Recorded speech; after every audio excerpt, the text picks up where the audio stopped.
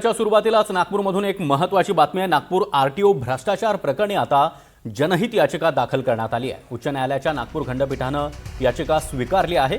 उच्च न्यायालयाचे राज्य सरकारला एसआयटी गठीत करण्याचे आदेश देखील पाहायला मिळतात। नागपूर विभागाबाहेरील निष्कलंक अधिकाऱ्यांची निवड करण्याचे निर्देश देखील न्यायालयाने दिलेले आहेत। दरम्यान आरटीओ मधील भ्रष्टाचाराचा घोटाळा हा एनडीटीव्ही मराठीने सातत्याने लावून धरलेला होता। एनडीटीव्ही मराठीनेच हा घोटाळा उघडकीस देखील आणलेला होता आणि त्यानंतर आता या प्रकरणी महत्त्वाची अपडेट समोर येते। नागपूर आरटीओ भ्रष्टाचार प्रकरणी आता जनहित याचिका दाखल करण्यात आली आहे। उच्च न्यायालयाच्या नागपूर खंडपीठाने याचिका स्वीकारली आहे। संजय तिवारी आपल्यासोबत जोडले गेलेले आहेत। संजय, नागपूरमधील आरटीओ भ्रष्टाचार प्रकरणामध्ये ही मोठी अपडेट। सागर, नक्कीच अत्यंत मोठी बातमी आहे। या घडीची सर्वात मोठी बातमी महाराष्ट्रातली आहे असं म्हटलं तरी हरकत नाही। आरटीओ कार्यालयातील कथित भ्रष्टाचार आणि गैरप्रकार बरोबर विषयावर 16 जुलैला एनडीटीव्ही मराठीने एक बातमी दाखवली होती।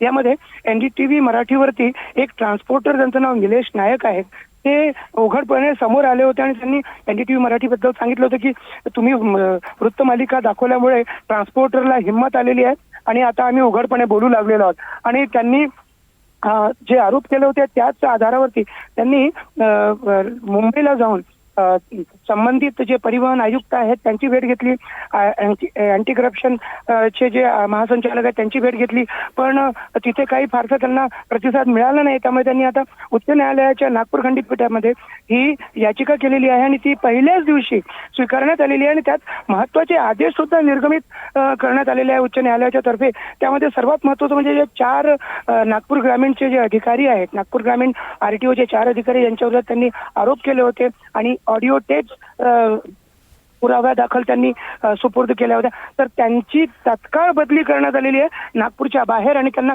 संवेदनशील काम देऊ नये असं म्हटलं आहे।